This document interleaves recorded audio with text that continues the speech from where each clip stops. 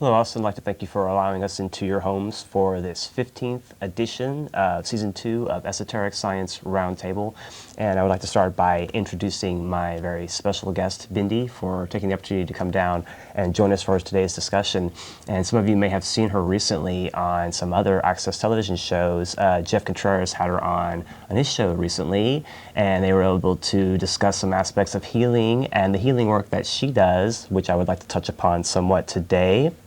And also, you're going to have a feature appearance on, is it Up All Night? Is that the? Up Late in Austin. Up Late, okay. I think it's 10 on Monday night. Okay. Jake's show. Jake's show, commonly known as Jake's show. And so she's going to make another Bad appearance. Bob's Up Late Austin. That's what it's called. Okay. And so that's going to allow her to get a little bit more exposure in the near term here as well, which yeah, you've been getting a pretty good response from the people that have been seeing you down here. Yeah, it's been excellent. And that's it's good. Really that's good. Wonderful. Thank you. Thank you all. Yeah, and I would like to also say a quick hello to all the folks out there that are taking the opportunity to have the little pizza parties and what have you that are specifically viewing this evening. And thank you very much for tuning in, and hopefully you'll enjoy today's presentation. And the people from India, they're enjoying local TV in Austin, Austin Access. Thank you very much for joining us. And also, I want to give a quick plug to Therefore I Am, Jeff Contreras, every Tuesday at 10 on Channel 10, and he will have a very special guest coming up on the 11th, February the 11th. And I want to especially plug that guest, which is going to be me. I'm going to be on his show, so check me out as a guest on Jeff's show. And we're going to talk about God and different aspects of God, God immanent and God transcendent. So all the different aspects of God, and try to get that summed up in an hour-long show, and hopefully take some calls as well. So it's a daunting task, but I think we're going to have some success. So the dynamic duo. Yeah, he's my partner in crime, I have to admit. Okay, then. So I'd like to get a little background. If you could introduce yourself a bit. Obviously, some people have seen you, but if you could just please give a brief recap about yourself a bit and speak about your background and some of the work that you're doing. Okay. I'm a healer. And I have a project. It's called Soul Mastery. It's a website. I do hands-on healing, and I do something called NLP. That's neuro-linguistic programming. And I studied with just the best, and I was also a coach for Tony Robbins. And I go around and I do high-profile disaster relief, and I do coaching and success coaching and healing, and that's what I do. And you are originally from this area, correct? I'm from Austin, yeah. And also, please, the cute story that you told about your little humble beginnings when you were around 2, thereabouts, and what did you used to call your talents? I called it sending love from God. And that to me was very cute. I could see you as a little girl with pigtails and a diaper, sending love from God. There's pictures of me doing hands-on healing with a little cat and just people. And my mom used to say, "Don't go touch the people." And I just would know what was wrong and want to help them. You had just a sense that you'd want to go out and reach out to certain people. Yeah, and all the time. I'm sure beyond your understanding at an age, sure. too. I just called it sending love from God. I didn't know it was healing. I thought everybody had it. I see the energies around bodies. I thought everybody saw that. You know, it was just a couple years ago I realized that most people don't see the flower of life when they meditate. I just thought that's what everybody saw. So it's just been very organic for me, you know, this experience. It's been fun. But then, so you're able to nurture that and take advantage from that young age, and at some level, I guess, stay intact. Yeah, well, I went through the common teenage thing of, you know, not wanting to be a healer and wanting to be mainstream. And then I went into pure motivational stuff with Andrew Carnegie and then Tony for a long time. I didn't want to really be a healer, you know, that's scary to me. So I guess you kind of divorced yourself from the more metaphysical aspects of it. I didn't even want to touch it. Didn't even want to be there. And I find that to be the case with a lot of people that have so-called gifts or so-called abilities, capacities, visions, what have you, that they a lot of times will have them innately at a very young age, and they'll be able to take advantage at a very young age of these capacities.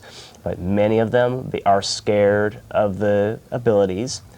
Kind of like in the movie The Sixth Sense, you know, the kid sees dead people and it's kind of unnerving to him. And so people kind of shun and shut off that capacity, and then they discover it later. And I was speaking to a person recently where I work that I just randomly happened to start a discussion with that found herself in that very same boat, and she's, you know, somewhat up in her years now. She was probably in her 60s, I suppose, and the same scenario. She had to rediscover and try to recapture that ability, but you know, she doesn't have it to the degree she had when she was younger. And those that are able to nurture it and keep it, I think, you know, obviously from a younger age, are able to be the cream of the crop. They have this capacity well in hand, and they're able to use this energy to the optimum ability.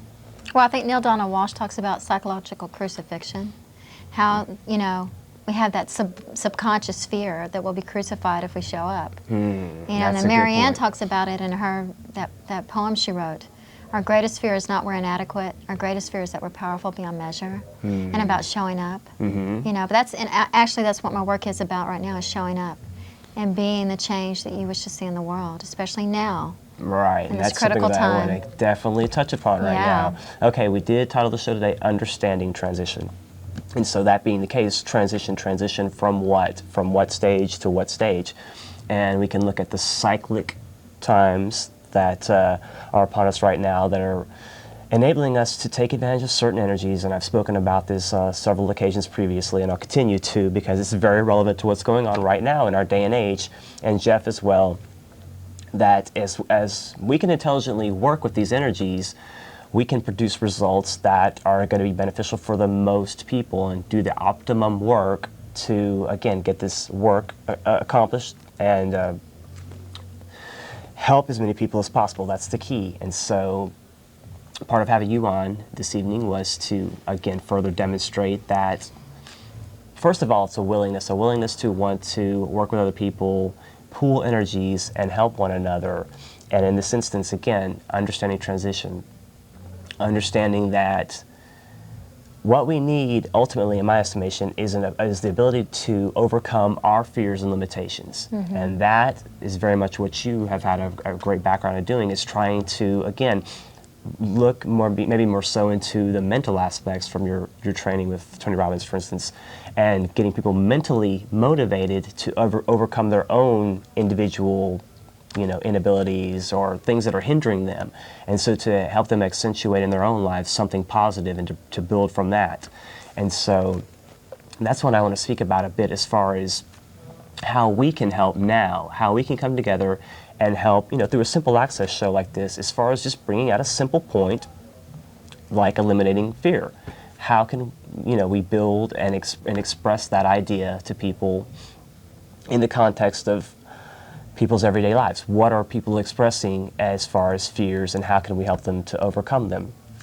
And some of the aspects that I wanted to talk about, as far as some of the fears that are confronting people, and this is what I want to get some of your input on here in a moment, would be, for instance, in the case of pretty much this impending war with Iraq that many individuals feel, and the talking heads have already pretty much set the date as far as being mid-March for the time that we're going to go and have this war with Iraq.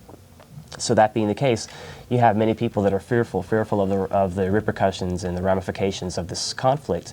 And you have the people that I want to concentrate on right now in particular would be those that have loved ones that are serving, that are having to see their loved ones depart to these foreign countries and this foreign duty to potentially go and lose their lives or potentially get into a dangerous situation. And so people have to be very understanding of that very real danger, it's a possibility that they may run into some difficulty, or they may not even come back, worst case scenario. And so in order to try to, again, put this in a proper perspective so that we can help kind of, again, put this in a better light to help fuller understanding in the event of those that have sons, daughters, you know, the fathers, all of the loved ones that are going to be sent abroad and that may face potential danger. And so if we can get into that a bit. Sure. I guess the first thing I want to say is for all of us, there is this huge subconscious pulse in America. We're all afraid. I mean, we really, this is a time where we really can destroy our world. And we have people with the means to do so. That's true, too. The passion behind them to do so. Right. You know, not just the Al-Qaeda, as you know, Iraq and all that. So if a lot of us are just feeling low energy, a sense of depression, a sense of lack of accomplishment, to understand it's not just a personal issue, it's a global issue, it's a national issue. And that's why reaching out and talking about it really helps. Right. Because a lot of people are experiencing the same emotions right now, and they think it's just singular to them. That's a good point. That's when people also feel isolated. That's a very good thing I want to bring up as well. That's part of an illusion, part of a fear too, that people sometimes succumb to, that they feel like they're the only people out there experiencing any given trauma, any given difficulty, and going through some adversity. And so to reach out with a common understanding that, hey, and that's what group work and group understanding is all about, as far as reaching out to people that have similar situations and understanding how they were able to help and how they can pool their energies and lift one another up, lift the group up. And that's key as well. Right, and as far as people going off in the military to war, you know, we're real close to that right here with Fort Hood and everything. Yes, you know, exactly. that's a big concern for this community and Killeen, the community of Killeen. I think that the easiest way to really get a grasp on that is to really talk with your loved one that's going off. Really make them understand and help them find that place in them that this is part of their path. Talk about what happens if they're going to die. You know, talk about the death process, the transition, and talk about how they want to handle it if they do pass away, and deal with their biggest fear. And I think that would be a wonderful thing. I have a dear friend that he's just gotten called over, and he's very noble. He feels like he comes from a military family. He feels like this is a critical time for him to show up. And I would really support these people in service because they're courageous. And they are showing up. And this is a new quality of soldier. It's not just people that didn't know what they wanted to do with their lives. You understand that. These are people that feel committed to making a difference right now. And we need them. I mean, it's amazing that they're showing up. Right now, it's a scary time. They really are going to go to war. I really commend How noble people. is that? Right, it's not exactly. just, gee, I'm out of high It's school. not I don't know what I'm going to peacetime. do. I want to get paid to go to college. This is, you're signing up and you're going over. They know that it's a critical time for them. That's a very, and really very support them, love them in that choice. Because, you know, whether we are pro-war or not, these are people that are willing to go out and take a chance and take a stand in what we believe in. And that's a very brave, noble You touched path. upon a good sentiment there as well. There are a lot of people that have an anti-war sentiment, which I myself, you know, I'd rather that we didn't go to war. Of but course. in the face of seeming certainty that we will, I think it's very imperative that we do support anyone that's in the armed forces right now that is endangering themselves for our behalf, for our benefit, and for the things that this country stands for. So again, our commending to them, definitely. Thank you. And also some of the things too, as far as some of the things that are more by design, as far as the negative influences that we tend to get, and those are all over the place, as far as the media frenzy about certain things and how certain key things are emphasized to our detriment. Things are emphasized so that they keep us held back, they keep us in fear, and this fear is perpetuated, again, very much on purpose in certain areas, and again through the media and the way that we're controlled, left and right, really, to keep us restrained and within a certain, just a certain complacency, really, so that we don't speak out very much, we don't have excessive mobility, excessive freedoms, and they were all kind of kept regimented and in check.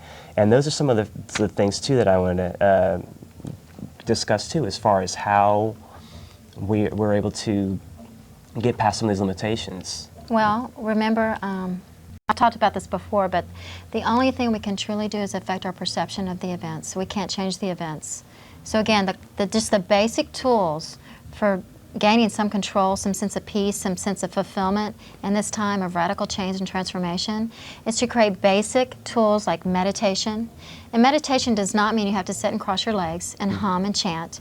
That's a good point. Just sitting still for a few minutes and listening and feeling. Feelings are the language of the soul, checking in.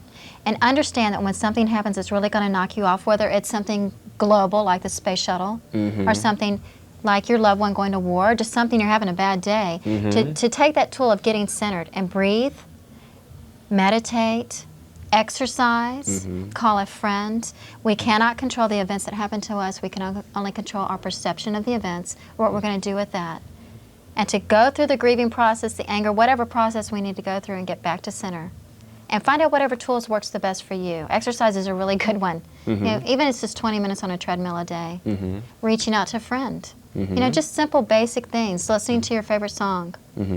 But use these daily, and it will increase the quality of your life and get a sense of fulfillment out of your life. And set small goals for yourself daily, like working out or finishing a small project.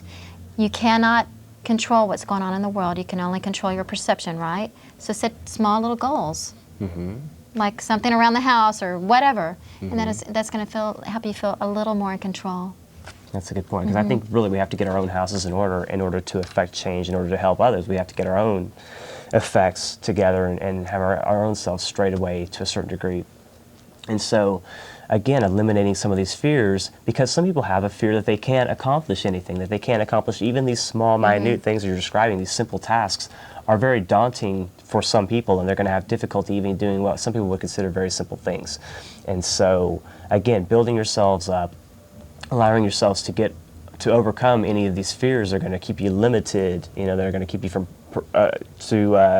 accomplishing greater things. Again, setting individual goals, and small goals are good to start, and then you build from there. But we have to overcome any fear that we may have that we're going to have not the results we're looking for, or that we'll have failure. We have to get past that. If you start any endeavor with the idea of failure or the fear of failure, you're going to do much to kill off any positive results right from the get-go. So we have to eliminate that fear, eliminate the uncertainty, and stay focused in order to do any kind of accomplishment. And so that's something key I wanted to emphasize as well. You know what is a really great gift about this time? Eckhart Tolle, have you heard of Eckhart Tolle? He has, the be here now, or it's something about being here now. In the now, or the power of the now. Power of now. Because I know that those guys have shown, Chris Athanas, I think, has shown a program. Yeah, recently. right. Well, anyway, right now, the gift in being in the present moment is so much is so unknown that we can wake up and write down some qualities of what your perfect day would be, and put some of those qualities in your day every day, and be present in the moment. You can really enjoy the moment now, since it's so uncertain. That's one thing. Another thing, emotional release. That's really critical. Just take 10 deep breaths, very deep breaths, and you will feel so much better. That's a good point, too. Release in many different ways is a very, very key component of getting stress out. When people keep things bottled inside, whatever that may be, without a release, some sort of release for tension building up inside oneself, those are very much the things that lead to cancer, that lead to the respiratory, not so much respiratory rather, but the heart conditions, the circulatory problems. And these kind of shutting down, when you shut yourself in and you shut your system down like that, and you don't allow for some sort of release, whether that be through creative expression, loving relationship, and what that entails, and that's something that I'd like to get to more in a second as well. That's more of your area of expertise. But all of these things, as far as having a constructive expression, some kind of a release, is very key. When we keep these things bottled up inside of us, again, that's going to lead to these congestive kind of shutdowns, the cancers, and all of these kind of debilitating diseases that we see so much of in our society, because we have shifted so much to being a mental and psychologically based society, that if we don't have our heads right, our hearts are just going to be adrift, and there won't be anything that we can lock onto, and there won't be any real progress made. And that's unfortunate too, that people can't find some kind of a center, some kind of a focus, as you're describing, in order to get some real accomplishment, going from there. And so maybe we could touch upon a bit, two things actually. How did you come again full circle to rediscovering more so, like for instance your website Soul Mastery, and getting more into maybe more of a metaphysical approach from more of a sheer psychological coaching approach? How did that transition happen for you, and what were some of the things that... Well, it was pretty dramatic. I had a dear friend of mine here in Austin commit suicide, and I knew he was going to commit suicide, even though the last time I saw him he was doing a stand-up comedy routine, and he was a pretty well-known man here, and I had the premonition that he was going to do it, and I went to where he was staying, and there was a note, and I found him, and just a course of really intense events, I was kind of outed as a healer, and I just had to do it, and he was with me after. It's funny, we're talking about transition. He was with me for quite a while after the time of his death, and I was a bit like, John Edward or James Van Praagh. I was a medium to many people. He had unfinished business here, and it just happened spontaneously. And after that happened, I knew I had to follow my spirituality, that it was such a gift, and my healing abilities were such a gift, because I just had to do it. It was just thrown straight into it. And it was such a blessing. And that way his death was a blessing for me. And I felt him around me for about 2 years after his death. So kind of more by necessity than anything else, you had to make that transition. I was completely outed. And some people, and you say, you made the comment just a second ago that his death was a blessing. And some people might say, well, how can you make that comment? Isn't that kind of a strange comment to make, that his death was a blessing? But when people can understand, and this is what I want to get into a bit about that aspect, that death can really be a release. There are limiting circumstances. If somebody has a disease like cancer or something like that, or if there are circumstances in a person's life that they're in a situation that is no longer allowing them for greater growth, if they're shut into a condition to where, again, they just can't make any greater growth, then death is a good and right and proper thing. Release from those conditions, release from the form at that point would in many cases be a good thing. And we see that we can point out different examples throughout history that we can point to that would show us that death, again, can be a good thing when the form is no longer adequate, and we need to move on to greater work, more inclusive work, or greater understanding, and that, again, transition. Death is another concept that it's merely transition.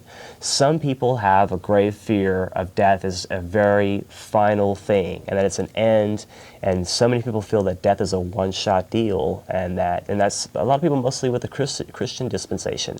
Those of the Hindu and the Buddhist slant, they believe in reincarnation, so they have a little bit more leeway in that respect.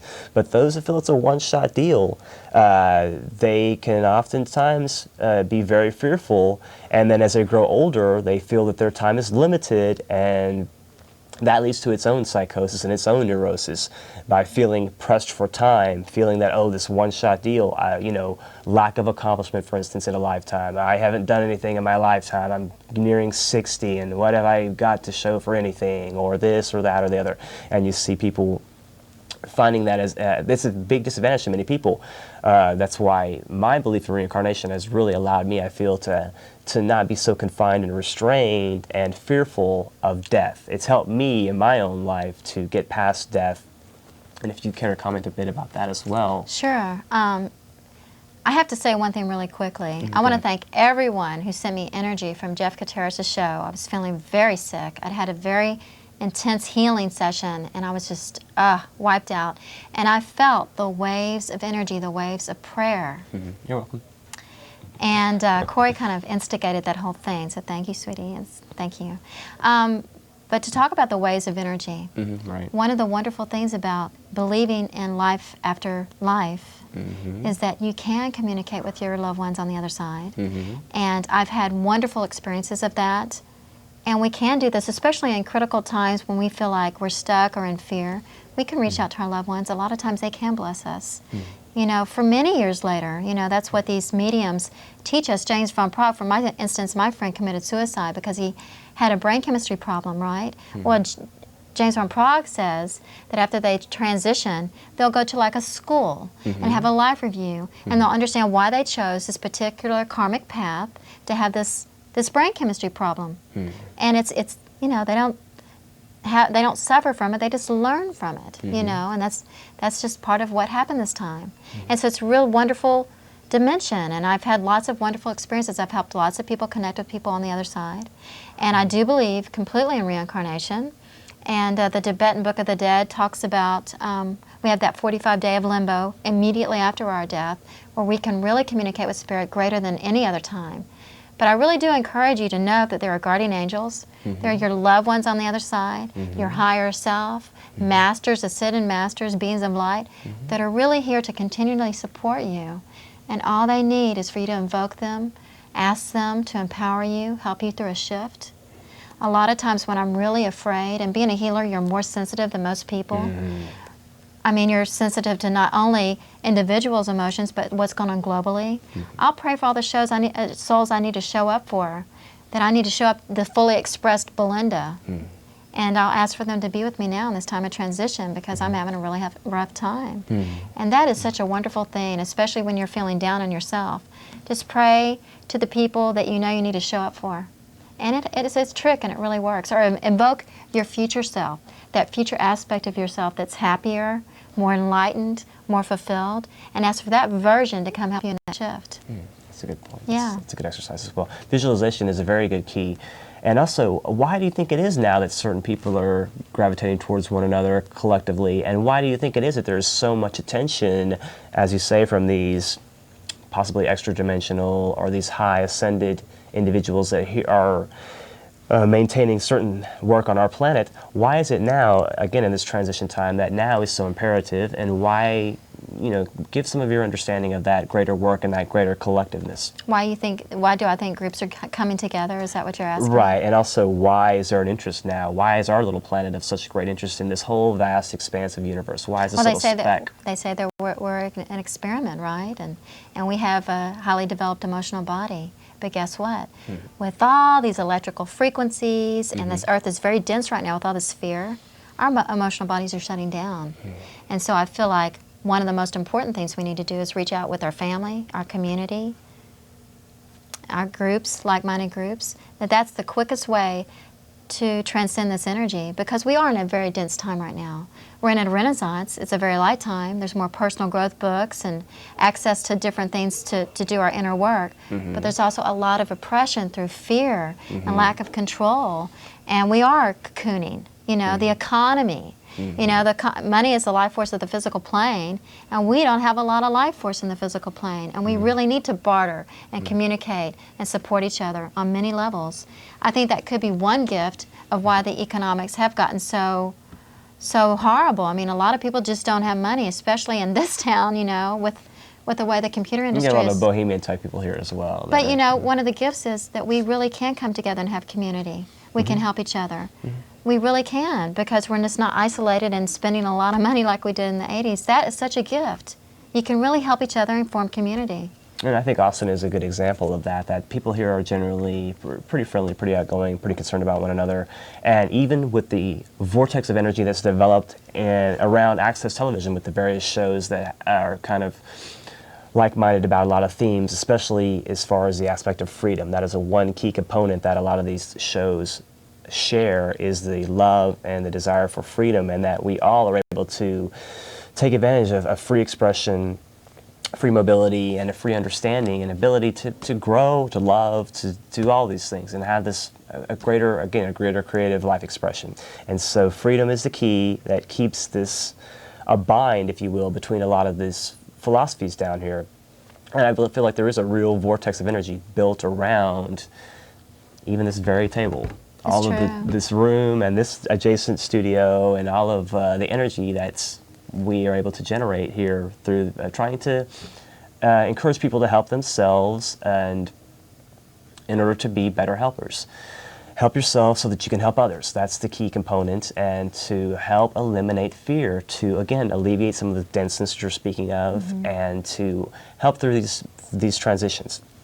Transitions, as far as cyclic transitions, many are understanding of the idea of the 2012 benchmark year that's going to offer, again, more rapid exchange and more opportunities for transition, understanding, but conversely, by the same token, opportunities for density to beset us and to really solidify and to suffocate us. If we accept that paradigm, if we accept a limiting viewpoint and we shut ourselves into that, again, the cocooning you spoke of a second ago, if we succumb to that cocoon, then we will implode upon ourselves, and this free expression, this creative, again, we need to have some kind of release. If we can't have that release, if we're all fearful and bound up within ourselves and our society, not trusting our neighbors and all that kind of stuff that comes along with that, we are going to implode on ourselves. So we have to, again, have this greater expression and free expression, and try to work together, try to work with one another. It's again, it's a very exciting time, and when you see through, again, I don't believe in coincidence, and so when you have certain individuals and certain groups coming together with the will and the motive to want to do group work for the helping of others, it's a very exciting time. And that's why there's more and more people. That's why I try to bring this information out, because as you understand more about this and try to implement these ideas and these concepts in your own life, you will see come back to you tenfold all of these things I'm describing, as far as the synchronicities, coincidences, things that would probably border what people call miracles, although that is just an exchange of energy. And when energy is needed at a certain time, it's going to find its way into that energetic expression. Right. And that's part, again, of healing work. And let's speak a bit You know, about the Course energy of transition. Miracles says miracles is about shortening time. That's all a miracle does. Like a miracle healing. I work on a lot of cancer patients. I've worked on a lot of cancer patients, and they'll have a miracle healing, quote unquote, and get well. Well, that's just about accelerating time. And their soul was in alignment to get well, and also helping someone get well from cancer or a big emotional problem is just the tip of an iceberg. The iceberg that's underneath the water is dealing with all the patterns that cause the illness, the imbalance in the first place, and that takes a lot of work. But you can have a miracle healing, a quick healing, but you have to do the work afterwards, the emotional release work. And if there are people out there that are feeling overwhelmed by the shuttle or the fear that stirred up, or war, you know, it's pretty imminent that we probably are going to go to war. If you're feeling just shut down, just set the intention that you want some relief. And if you can't even do that, just go to the bookstore, stand in front of the books in the personal growth section, and just reach out and see what really resonates with you and read something out of it if you can't afford the book. But one trick I get when I get overwhelmed, and I get overwhelmed because I'm a healer, is I just get out and give. I'll give to the elderly. I'll show up and be nice at the grocery store. I'll just give love. And that creates an opening for the vessel to receive. That's a good just point. go out and give. A smile, a touch, a hug. Just be the change. My favorite quote is, "Be the change that you wish to see in the world," by Gandhi. And it's my absolute favorite. And that's what I'm about, walking your talk, getting out there and making a difference. If we want the world to be more positive, be more positive. And know, you know, a quality of a leader is no different than anybody else. We experience the same fear of everyone else, the exact same fear. We just take action. We just move through it. So pray for the courage to just take action, whatever it is in your life. And I want to really brag about Austin Access. Please. They have amazing community. I've been on several of the key shows here. They all love each other. They support each other. There's no competition. It's beautiful. And this is a magical place. We are so lucky to have this here in Austin. It's a wonderful creative process, and I'm glad to be part of it. I feel blessed, but y'all are so wonderful to each other. You really are, and you really do support each other. It's beautiful. Yeah, I think it's part of a larger work, though, you know what I mean? I just think we're components in a larger work, and that there's no coincidence that any of us are here at this particular time. And that Austin is a very special place as well. We could speak about that a bit as well. There's some with more of a New Age slant that speak of Austin being seated upon a bed of crystal, and that has a part of a effect on us as well, and that's part of the weirdness and the magnetism and the uniqueness of this city, that it draws a certain quality of person to want to come be an Austinite and to want to settle here and be part of this community here. And again, community is a good operative word. But again, no coincidence that that's the case, and that this center of energy that we have here is something that can resonate out to other parts of our state, our country, and globally. We have a very real opportunity here, again, through just a simple access show. I know it sounds almost absurd that we're talking about changing the world through a simple show like this, but those are the steps you take to get to those great expansions. And I have full faith and confidence that this show and the other shows here, and you know, Alex Jones is a great example of that to begin with. He started on Access and he blew up from there. Wow. And there's no reason why we also can't, in our own turn, bring out this information, our own individual interpretations of this information, for the helping of others. That's the key component. I mean, Jeff, I know, sometimes speaks about doing this for his own psychological benefit. He can't afford a therapist, but there's a part of him that very much is interested in bringing out specific information, helpful information. He could be talking about his big toe and silly stuff. He could be talking about any number of silly things if he wanted to just come on TV and look at your camera and spout some stuff off. But he talks about health issues, health benefits, things along those lines, whereas I myself am a bit more inclined to the psychological and the mental aspects of health and well-being. But nonetheless, we're able to complement one another and help each other again, in this ever-expanding group effort that we're all part of, and thank you for sharing in that and you're exchanging your energy. It's been very helpful. And we will start taking calls very shortly. If anyone has any questions or comments to give Bindi some feedback and allow her to possibly give her expertise on some ideas and questions that you may have. So please feel free to give a call and touch base with us, and we'll go from there. So very shortly we'll be taking some calls here. I see some folks are already getting lined up, so that's a good thing. But as far as, and also we did speak a bit about the psychic shows too, that you see these metaphysical themes coming and going different occasions, that they become more popular at different times and what have you. But I see that as being a real upswing, that these kind of shows are going to have more popularity because people are looking for those spiritual answers. Exactly. They're seeking out more so, and they're wanting to know more so what's going on behind the scenes. And I think that's very important, that we can capitalize on that energy right now, and that curiousness and that wanting, that real desire that people have. They want to have a fuller understanding, with what tools we have in our capacity that we can help them out to a certain degree. And I'm not saying that we have all the answers, but what little that we can offer, we're certainly willing to help with and share, and that's my hope, certainly. So let's go ahead and have a couple of calls and see what's going on this evening. Hello, caller, you're on the air. Hey, this is Chris Athanas calling from Chris Reality Athanas, my Hey, brother. Bindi, how y'all doing? Hey, I'm baby. glad you're feeling better. Thank you. And Corey, having a great show, man. Thank you, sir. Hey, I just wanted to ask about, I was reading that, I talked to Bob Dacey today, and by the way, 10 o'clock tonight on KI, they're going to have a thing about Norfed. Oh, Really? right, you're on, right? They interviewed me Woo! for 2 hours about that. So that's Good. locally Channel 5, correct? Channel 5 on the cable channels, yeah. 10 o'clock. 10 o'clock, coming up in about half an hour. Some people, please someone touch your VCR. Let's get a copy Oh, of yeah. that. Yeah, Yeah. we're going to get that one anyway. I just want to talk about, I talked to Bob Dacey today, and we were discussing that paperwork you gave me a few months ago about externalization of the hierarchy. Yes.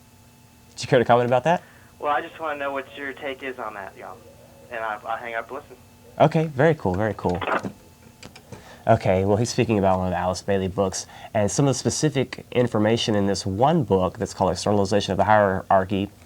It's basically a psychological breakdown, or the breakdown from the spiritual causative angle of the World War, and why it was necessary at a certain point for individuals to get involved with that war, and also those controlling totalitarian factors, what I call those that wish to enslave us, those families and those individuals that have been able to amass power behind the scenes, that took advantage through the Hitlerian energy, and they were able to come close to dominating our world, but the spiritually minded individuals and the good outweighed the bad, obviously, and we were able to defeat that energy, and also that's part of our humanity, that energy that is released, that we basically allowed Hitler to manifest.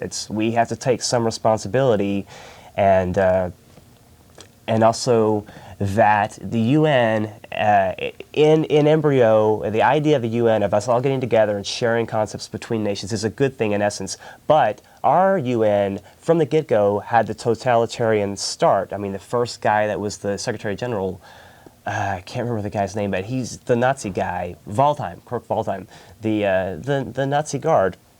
He was, that's just one example. Also the UN Security Council. They're completely totalitarian, and so that's the policy-making body of the UN. And so they, from the get-go, were distorted and tainted, and we have to recapture any real sense of world community and wrestle that back, because there's always going to be this, well, right now, rather, there's this UN world domination / military U.S. dictatorship option, and then there's a New World Order option where there really is real peace, real understanding, and a real opportunity for exchange. And we have to basically kick out the totalitarians out of the UN, and that's our main objective and our main fight on the physical plane, is to rid this world of totalitarianism and that limiting of free expression. We gotta get that out and move past that and come to a greater expression of inclusiveness. And so, Chris, I'll have to get with you more in greater detail and speak more about that in the future, but thanks for bringing that up. Thanks for sharing that information. I very much thank you for that. Let's go ahead and grab a few more calls if we can. Hello, caller, you're on the air. Yes, hello? Go ahead. Actually, I really didn't know what this is about. I was just flipping through the channels, and the guys telling me that y'all talk like spiritual-wise. Yes, do you have a question? Am I right? Well, I was actually just wondering, I mean, do you really believe in that? Or, I mean, what is your beliefs in it? As Very in, like, much. the palm readers and, you know, just... Well, you can get some energy out of that, and I'll have you please I think answer there's as different well. levels. There are people that truly believe that they're very gifted that aren't gifted. There are people that are gifted, and I think spirituality and religion and politics is all a very personal choice, and whatever you resonate with is your truth. And if it doesn't feel right to you, your spirituality can be expressed through different things, and I think it's a very unique personal decision. So that's my take on it. Okay, well... I mean, Thank do you you. think it's a waste of time to have a spiritual outlook? I mean, at some point, depending on, like, say if I go to a palm reader and a certain amount that they want, that's, like, more likely it's telling you that they're in for the money. You know what I mean? Right, but that's you're using your But at mind. the same time, there's a couple of people that, you know, I have seen. You know, I've been to a couple of them. I mean, not whether if I believed in it or not, but I've tried to, you know, find myself as in believing in it. And Right. some people are great, and some people are charlatans, and you find that in all areas of And I would encourage you to do this. life. Keep your money in your pocket, sit in a quiet space in the comfort of your own home, and just get quiet with yourself, contemplate your own life, and look and ask for your answers to your own problems through your own self. That is the direct link to God, and that's the easiest, best way. It's free, it's the best, most direct way to get there, and it's all about energy exchange. If you choose to bring that energy in, good energy, positive energy, that's what will be around you. If you're constantly dwelling on negative things, if you live in an environment that's negative, I'm sorry? That's going to revolve around you. Absolutely. And so if you're thinking you need to go out to seek through a fortune teller or something like that, something that's already inside you, I just caution you to look for yourself first, and if you don't have the answers in yourself, ask for someone that could give you what you need to help you, but not And use your necessarily discernment. not necessarily asking for money. If certainly there's certain people that can come around that are going to need money for their services that are going to be the ones that can help you. Not in every instance. Use your own judgment, and you will, if you are honest in your asking, you'll get the answers you need. I'm very confident. Right. Okay. Well, Okay. thank y'all. Thank you. Have a Bye-bye. nice evening. Okay, bye-bye. Oh, sheesh, I let that caller go. My apologies. Sorry, caller. Okay. Hello, caller. You're on the air. Sorry, go ahead. Hello? Go ahead. You're on the air. Hello? No, Caller, are you there? guess not. Okay, at least that call. Let's give a few people some opportunities to get back on the air. But definitely, everybody, even the atheists have a show down here at Austin Access, and they use the same studio, and they use this very table. But I still consider them brothers, if you will, and sisters, and I don't think it's a waste of time to reach out to them and to include them in this whole vortex of energy that I was describing earlier. They're part and parcel of that too. They're honest seekers of information, and so spirituality, even lack of a God or lack of a established religion or whatever, is not necessarily evidence of lack of spirituality or lack of, again, just an honest seeking. Just to being honest, an honest seeker, I think is very important. Hello, caller, you're on the air. Hello? Go ahead, you're on the air. Hey, Corey. How you doing? Good, yourself? Actually, pretty good. This is Sean. How you doing, buddy? Ah, Shawnee, Hey, no, I actually got a serious question. Work with us, brother. On the support, I mean, you know, with all the news and everything, we're definitely probably going to war. Yes. Or, you know, Very, very likely. The talking heads that tell our Congress well, what you to know, say of and course, do. We do let them know exactly what time we're going. At least we give them an agenda and a schedule to go by. Yeah, you like that itinerary? Yeah, it's impressive, isn't it? Here's my question on the support of it. I mean, you know, the fact I know your sentiments on it, how you feel about you know, war in general, and you know, I can see your point. But now that we're actually committed Right. as a country, Uh-huh. of course, by our government dictating Right. it, but the support that you feel, I feel that we should support people that are, you know, willing to go and die for me. Very Exactly. much, In fact, yeah. I'm just too old to do it now. Right. Well, if they have their way, they're going to screw people up to age 59. So get your community service, activities ready. They're going to want you doing Whatever. something in the future. I got my money in shotguns and canned goods. So, but here's my question on the support factor. Right. What kind of support are you in general planning? What kind of support are you willing to give? Okay, I would say first and foremost, since my gig is the esoteric science realm, and that deals with working with energy, working with unseen energy, that is the main thing I'm going to do, is try to center and focus and pull from the available energies through the people that I work with, various areas around the world, in various levels, and to refine that energy and to have some harmony through conflict ultimately. That's my specific thing also. And so whether you want war and you're pro-war and we got to get Saddam out of there, he's a threat, and that's your mentality, or you're more peaceful and you don't want to go to Iraq, we need to find some common grounds and find some firm grounds to join upon, as far as just willing to see the other person's opinion. And if it does shake down that we ultimately are going to war, to be supportive of those individuals over there. The worst stories I hear are when the Vietnamese, it's not the Vietnamese, but the soldiers from Vietnam, rather, the American soldiers, came back, were spit upon, were disrespected, and were treated in the worst of ways. That cannot be allowed to happen in the future. We have to send our light and our love to these individuals and show them that we thank them for their helping us out. Okay, Is there anything Bendy, else? what about? Yeah, I was about to ask Bendy.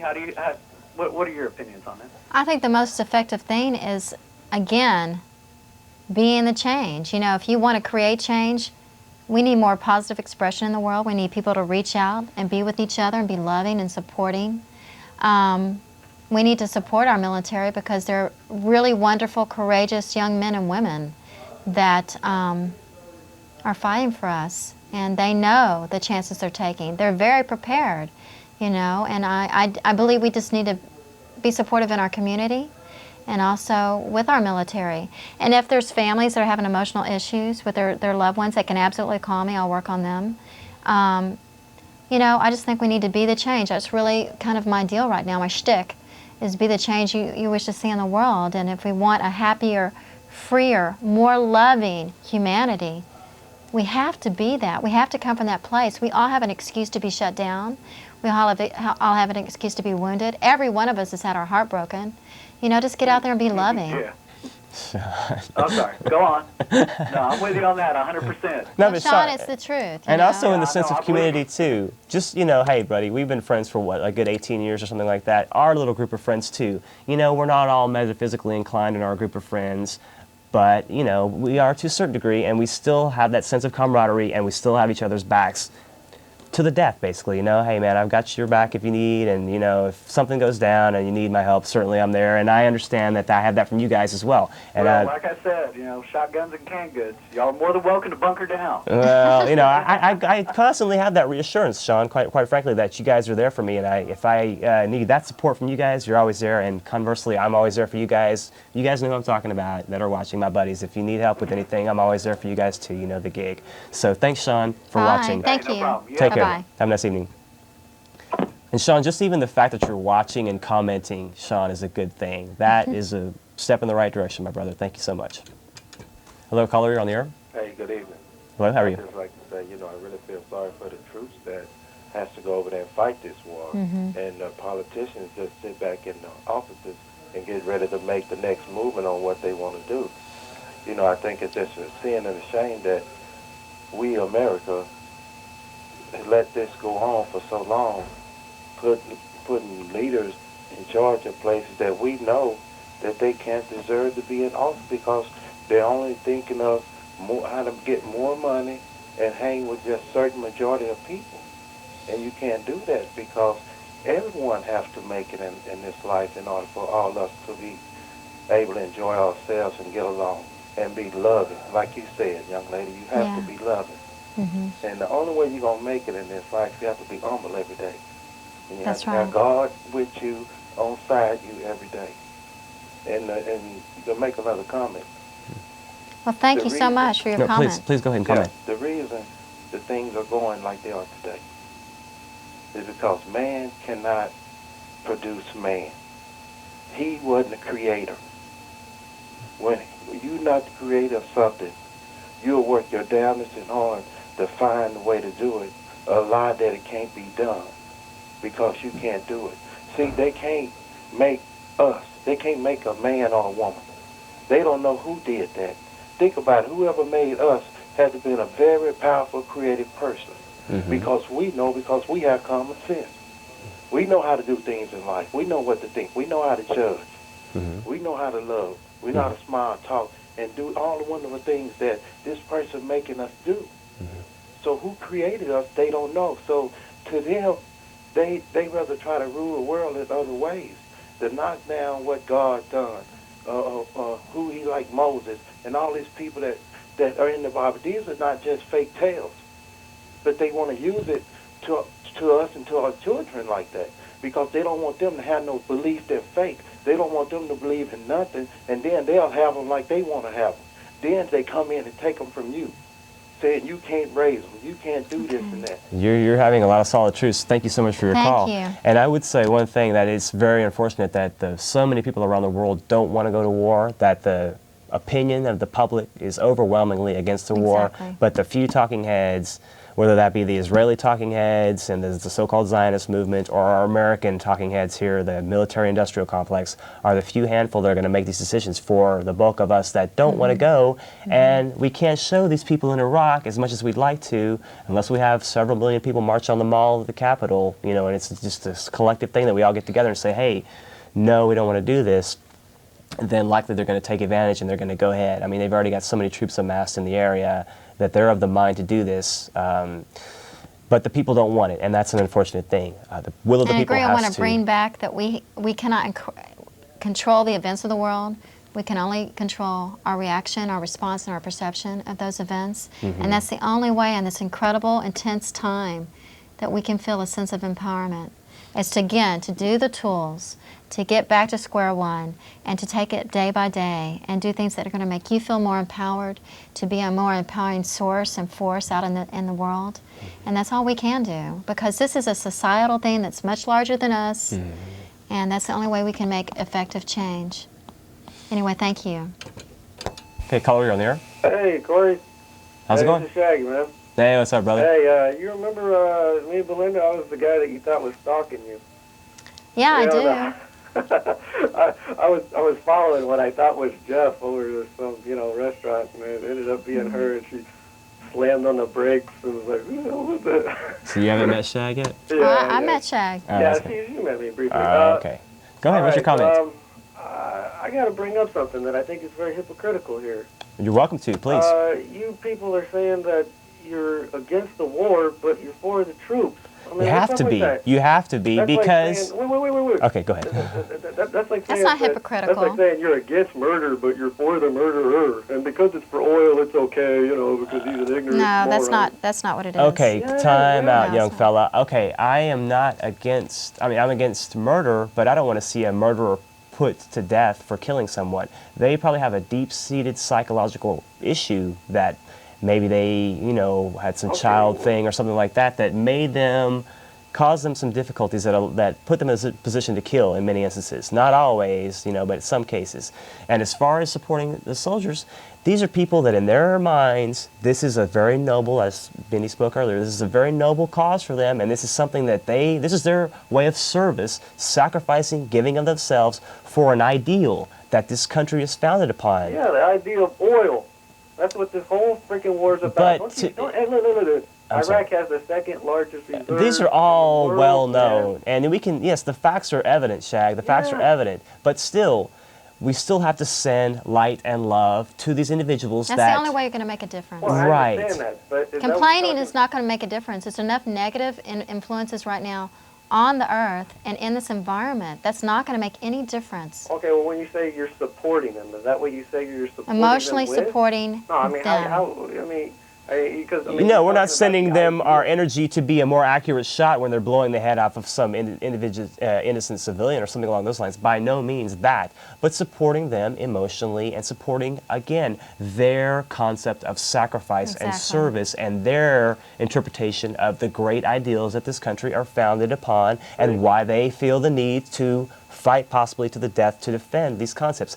They're not thinking in their minds, Shag, as we are, that they're going to fight a war for oil. That's not in their minds necessarily. No. Maybe far in the That's subconscious. what you need to point out to them. You talk Yes, about support. but Like saying, Shag, I'm gonna let you go, bud, because I got a couple more calls. You let me go, man. I'm gonna talk to you. Hey, we can answer the call, man. I'll see you we at the can meeting. flesh this thing out in person for hours, buddy. I I know know, you too man. well about this, and I'm gonna have to give some other people some time. And you have to be fair about this. We go on and on about this back and forth forever. Thanks for your call, Shag. Take care of All yourself. right, see you, man. Take care. Okay. Oh, I let that one go too. Sorry. Callers, I just let the callers go. I just pulled Jeff Contreras. I apologize. We have about 4 minutes left. If anybody can get back on There's quickly. somebody. Channel line 2. Yeah, these things say. Okay, let's hopefully get another caller on There quickly we go. here. Yeah, but Shag, I do understand your sentiment, and just I think that would just be really being more conflicting and more harmful to go. And if you were to just, again, the whole mentality of spitting on the guys coming back from Vietnam. That's right. If we just go and say, you guys are just going for fighting this war on oil. You guys are fools. You're making a big mistake. Is that really going to be the way to solve it? I don't think so. No. I don't think so. Hello, caller, you're on the air. Hi, how are y'all doing? Good, yourself? Great. I was just wanting to call to comment the fact that Reality Expander had a web link to the London Times that alleviated to the fact that American troops aren't giving Colin Powell information. In fact, they haven't found one trace of weapons of mass destruction. They're upset that their information is being skewed by Colin Powell. Mm. And quite frankly, it's a little scary. Like I listen to all of the information, I assimilate it, and I look for it with a fine-tooth comb myself. Right. But in general, what I can see and what I can tell of what's going on in the world has been going on for the last 50, 100 years. And in general, like that one caller who criticized y'all about criticizing the soldiers and yet supporting them. Mm-hmm. I'm not sure if he knew his butt from hole in the ground. But, You got to know Shaggy better I'm than a young that. person, very concerned Right. with how our nation's going. You know that, but there are a lot of young people that are concerned, That's and right. that's part of our hope. Is that the young people are more activated, more motivated these days, and they're not just sitting at home playing the PlayStation. They're actually thinking about these things in a real critical way. And I would encourage you to do what you can in your own life with your own abilities to help get that understanding out. You have capacity. You can do something that you can help out. Yeah, I appreciate it very much. It's just, from everything that you hear around... Don't feel overwhelmed. Get that fear out. Kick that fear to the curb. Don't feel overwhelmed, because even a little, just the right motivation, the will to begin and start to do something is going to take you, if you have that faith and confidence and want to make something happen. If you think negative and you're thinking self-defeatist from the get-go, you're not going to make any expression. You're not going to make any progress. You have to go from a place of understanding, hey, I'm going to get something done. I'm going to accomplish something. I'm going to enlighten other people. I'm going to bring forth some creation. I do that already. Like every time I go out and play disc golf, I go off ranting and raving about things that I've... Those are the kind of things you need to do. You'll be able to tell who you can put a little bug in the ear of and who you can't, and you'll know. Doing it. I hear y'all, and keep up the good fight, and I'll think about doing what I can in the future, more activating wise. All right. Thank you so much. Thank you. Keep up the good fight, y'all. Okay, take care. Have a Bye-bye. nice evening. Okay, let's grab one more quickly. Caller, you're going to be the last caller. Please make this brief. What's up, Corey? Hey, how's it going? Long time no here. I'm sure you don't know who I am, but I feel like I just know you so much. Right on. Just want to appreciate you feeding my soul. I'm probably the only black guy who just loves Access Channel. And That's not true. We had a black caller earlier A lot in of the evening. brothers. For real, but I just hope we make it through these next coming up events. You know what I'm saying? Hope we establish our mind, get ourselves to that point. And Brother, let me say this. Fucking everything that y'all are doing, man. I love you and Chris. I swear to God. Hey, Y'all need to brother. be on more often. You know what I'm saying? Well, we tried. Ask you about real quick. Man, that's so many questions. What do you think about the space shuttle thing for us with the UFO supposedly? Okay, I'm going to have to let you go, man. We only have a few more seconds. I'm But off the air already, but can you just answer my question at least? yeah, okay. The space shuttle thing, I think it was a sacrifice like Jeff talked about. We already are off the air. Hello? Man. You still there?